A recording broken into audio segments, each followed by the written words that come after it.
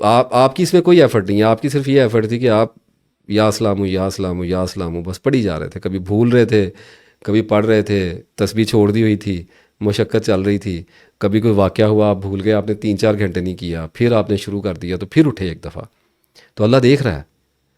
تو اس کے بعد پھر ایسا کچھ ہوا کہ آپ کو صدمہ ایسا آیا کہ آپ کو رنج آ گیا اور آپ نے کہا میں نہیں پڑھتا۔ کر دیتے ہیں اللہ کے بندے، اللہ پہ اللہ کے بندوں کا حق ہوتا ہے، کبھی کبھی گلے شکوے بھی کر دیتے ہیں، اکیلے میں تنہائیوں میں رو پڑتے ہیں لوگ، تھک جاتے ہیں، تنگ بھی آ جاتے ہیں، تو وہ چھوڑ دیا گا مجھ سے نہیں ہوتا، تو لیکن یاد رکھیں پھر اٹھیں دوبارہ اور پھر یا سلام یا سلام یا سلام شروع کر دیں۔ تو ایک وقت آئے گا جب فیل ہوگا کہ زبان نہیں چل رہی تھی اور یہ بس ذکر کہیں پہ چل رہا تھا، میرے خیال میں یا سلام یا سلام یا سلام چل رہا تھا۔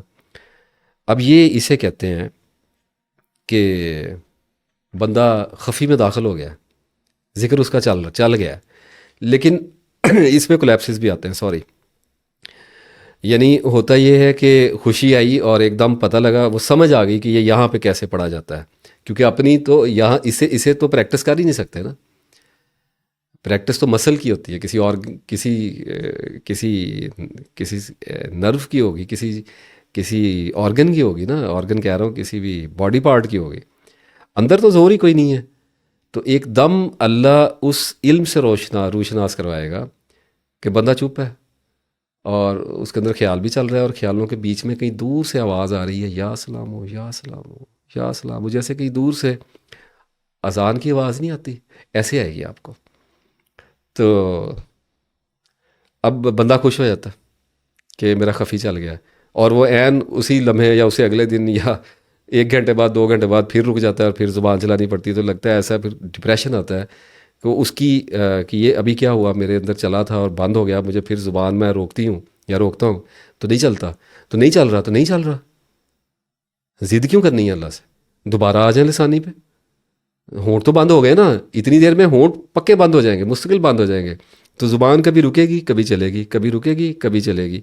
تو اس کو ضد نہیں بنانا، ورنہ یہ ایک لالچ بن جائے گا، گریڈ بن جائے گا اور پریکٹس میں لے جائے گا۔ دیکھیں شیطان ایک لمحے کے لیے بھی آپ سے غافل نہیں ہوگا، جو بندہ اس راستے پہ چلے گا نا، devil will focus with very serious attention, وہ اتنی گہرائی اور اتنی پریشانی سے اس بندے پہ کام کرتا ہے، کیونکہ ذکر سے آگے اللہ ہے۔ بندہ ایک ایسی جگہ پہ، ایک ایسی سٹیج میں داخل ہو گیا جس میں شیطان کو پتا ہے نکلا میرے ہاتھ سے، اب نکلا کہ اب نکلا، تو اب وہ کیا کر رہا ہے کہ وہ آپ کے اللہ تعالیٰ کی محبت، اللہ تعالیٰ کی یاد کو پریکٹس میں گھسانے کی کوشش کرے گا۔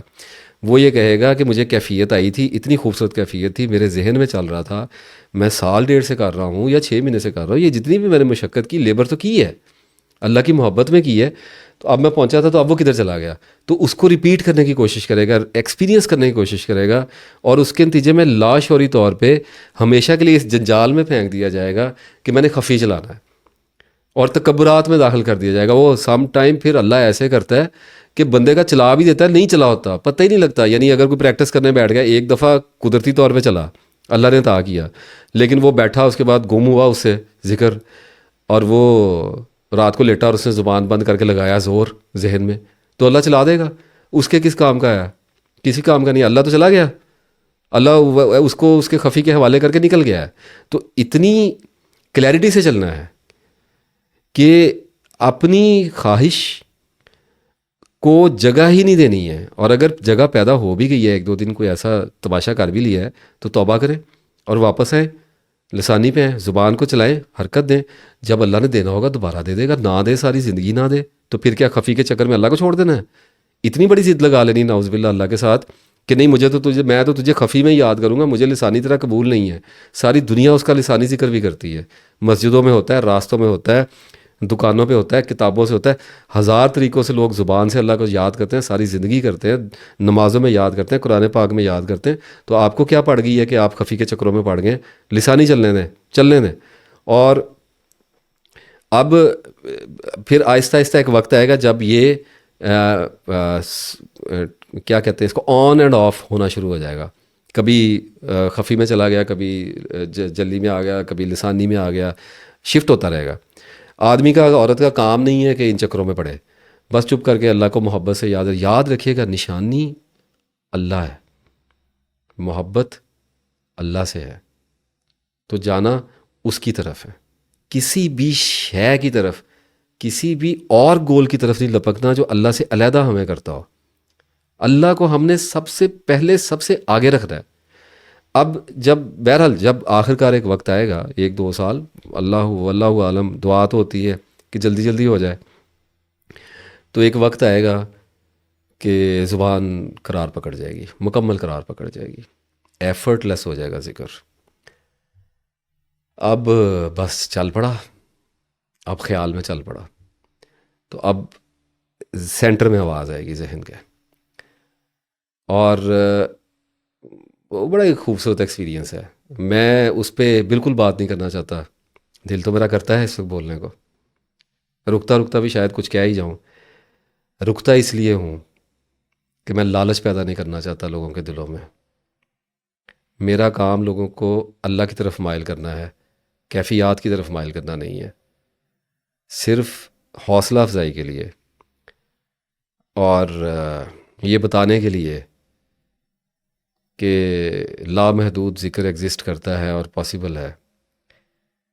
میں یہ بتا دیتا ہوں کہ آپ پر ایک وقت آئے گا جب آپ ذکر کر نہیں رہے ہوں گے، اللہ کے فضل سے اسے سن رہے ہوں گے۔ یہ ایک عجیب نعمت ہے، یہ عیش ہے کہ آزاد کر دیا ہے، اور وضو سے آزاد کر دیا ہے، تسبیح پکڑنے سے آزاد۔ وہ تسبیح تو کرنی ہے جو ریگولر چل رہی ہے، اس کو نہیں چھوڑنا۔ جب جس تسبیح سے ملا ہے، جو تسبیح یہاں تک لے کے آئی ہے، اسے اس کے ساتھ یہ کام نہیں کرنا۔ اب کوئی قید نہیں ہے، نہ جگہ کی قید ہے، نہ مصروفیت کی قید ہے، پھر بس اب ذہن کے سینٹر میں یہ سنائی دے رہا ہے ہر وقت، اور اس سے کچھ کیفیات آ سکتی ہیں، کچھ معاملات آ سکتے ہیں۔ بہرحال ان کیفیات کا لالچ نہیں کرنا، ان کو اپنا گھر نہیں بنانا، رکنا نہیں ہے وہاں پہ۔ بہت خوشی ہو رہی ہے، ہونے دیں، صبر کریں اس پہ، فخر کرنے کی ضرورت نہیں ہے۔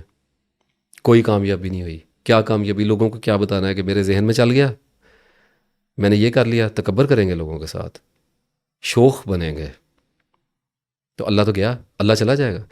اللہ اتنا خوبصورت ہے، اللہ سچ ہے، اللہ ان ٹچ ہے۔ آپ جیسے ہی اللہ کے ساتھ کسی چیز کو ملا دیتے ہیں نا، میں شرک کی بات نہیں کر رہا، اللہ چھوڑ کے، اللہ کی دوستی میں پھر بڑی نزاکت ہے۔ یہ نیچے نیچے والی باتیں ہیں، وہ معافی مل گئی اور یہ دعائیں مانگ لی، یہ ٹھیک ہے، یہ بھی بندگی ہے کہ کرینے ہیں، خوبصورتی ہے زندگی کی، لیکن ایک ہے کہ اللہ کی دوستی میں چلے گئے، تو اب میرے چل گیا سر کے اندر، اور میں جا کے بھاگا بھاگا جاؤں اپنے دوستوں کو بتاؤں میرے سر میں، انہوں نے کہا اچھا پتہ نہیں جھوٹ بولتا ہے کہ سچ کے اندر پتہ نہیں کی کہہ رہا ہے، تو اللہ چلا گیا۔ آپ نے اپنا معاملہ کھول دیا، کیوں کھولا؟ تو اس کا مطلب ہے کہ خوشی آ رہی تو اندر ہی رکھنی ہے، آ رہی ہے کوئی بات نہیں، یہ بھی چلی جانی ہے۔ کل کو اللہ یہ کیفیت چھین لے گا، پھر کیا کریں گے؟ پھر روتے رہیں گے کہ نہیں مجھے خوشی چاہیے، تو خوشی کی عبادت کرنے لگ جائیں گے۔ تو ذکر خوشی کے لیے کر رہے تھے، تو لائن سیدھی، ایگزیکٹ، ایکوریٹ، بالکل سیدھی لائن ہونی چاہیے۔ تو اب چلنا شروع کیا، بہرحال مشقت اور کوشش ختم ہو جائے گی، یہ میں بتا دوں کہ ایفرٹ لیس ایفرٹ ہو جائے گی۔ تو جب میں نے یہ ٹیکنیکل ورڈ بولا ہے کہ ایفرٹ لیس ایفرٹ ہو جائے گی، یعنی ایک ایسی کوشش ہوگی جس میں کوشش نہیں ہوتی، تو اس کا مطلب یہ ہے کہ ذہن میں تو چلے گا، یعنی وہ جو پرومپٹر ہے، وہ جو اپنے آپ سے انسان باتیں کرتا ہے، وہ یا سلاموں پہ لگ جائے گا، تھاٹ کا رسپانس چینج ہو جائے گا، تھاٹ کی نیچر چینج ہونے لگ جائے گی۔ لیکن میں نے ایفرٹ لیس کے ساتھ ایک ایفرٹ کا ورڈ اور لگا دیا ہے، اس کا مطلب ہے کہ ایک کوشش کرنی پڑے گی، وہ سب سے مشکل ہے، وہ سب سے مشکل ہے۔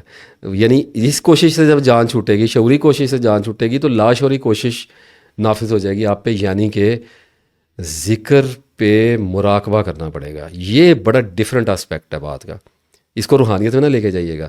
ذکر کی نگہبانی کرنی پڑے گی، چوکی داری کرنی پڑے گی، ہر وقت الرٹ رہنا پڑے گا، اویئر رہنا پڑے گا۔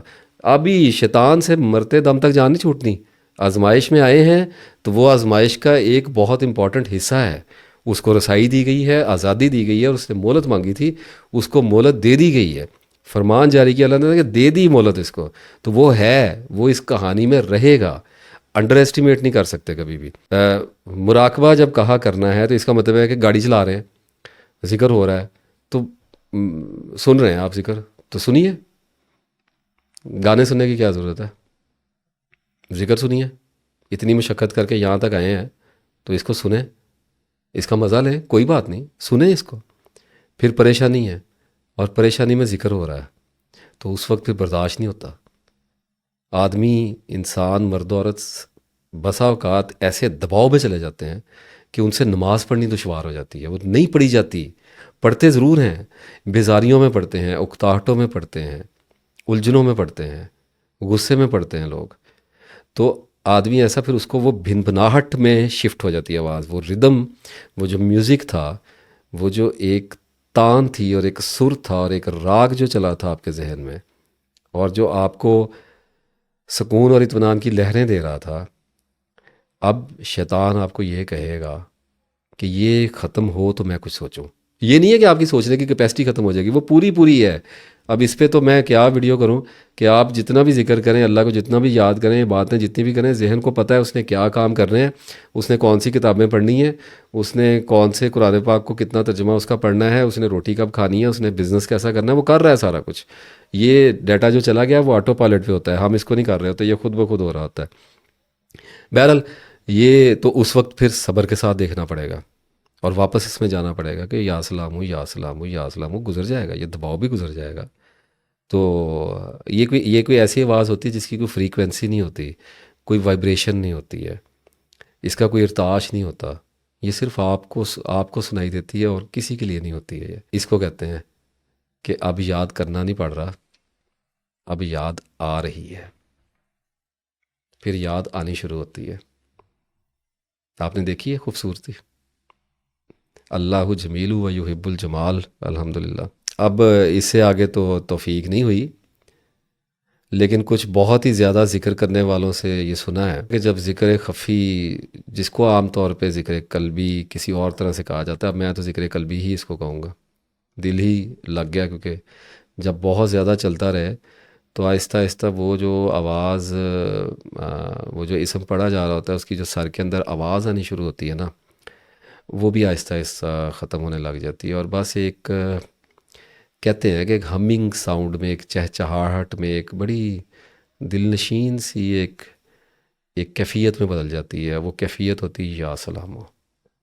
انسان کا پورا وجود یہ سر سے ہوتی ہوئی پھر نیچے اترنی شروع ہوتی ہے، ہاتھوں پاؤں میں اترتی ہے، وجود میں اترتی ہے، اور پورے کا پورا وجود پھر یا سلام ہو بن جاتا ہے. اور ہر چیز پھر پورا جسم اللہ کا ذکر کرتا ہے. اور اس سے آگے پھر اللہ بندے کو جو چاہے اس کو عطا کرے. اور بادشاہوں کا وہ بادشاہ ہے. اب یہاں پر ایک بار میں پھر رپیٹ کر دوں، کیونکہ موضوع اتنا نزاکت والا ہے کہ اس میں تفصیلات میں جانا ہی پڑ رہا ہے، کہ انسان کے لیے لازم ہے کہ ہر قسم کے لالچ سے اپنے آپ کو پاک رکھے. اللہ کو صرف اور صرف اللہ کے ہی لیے اخلاص سے یاد کرتا رہے. یہ بات اپنے پلے سے باندھ کے رکھیے کہ جلی، لسانی، قلبی، ان کے چکروں میں زیادہ نہ پڑیے. یہ جتنی ویڈیو میں نے بات کی ہے، اگر میں نہ کرتا تو لوگوں کے ذہن میں الجھن پیدا ہونی تھی کہ یا تو اس کو پتہ نہیں ہے، پتہ تو خیر مجھے بہت کچھ نہیں ہے، اس سے انکار نہیں ہے، لیکن اس کو اس موضوع کے بارے میں پتہ نہیں ہے، اور یا یہ اس کو سمجھتا ہے کہ یہ ٹھیک نہیں ہے، یا یہ اس کو ذکر کی انڈرسٹینڈنگ ٹھیک نہیں ہے. تو میں نے اس لیے سب کچھ ہی ڈسکس کرنا ہے اس میں، لیکن ان چکروں میں نہ پڑیے گا. سب کچھ جو ہے نا وہ خود بخود ہو جائے گا. اور یہاں تو بیان کرنے کا جو مقصد ہے نا، وہ صرف ذکر اور تسبیح کے بارے میں جو رائج ہمارے قدیم تصورات ہیں نا، ان کو توڑنا ہے. علم کی فراہمی ممکن بنانا ہے اس کا مقصد.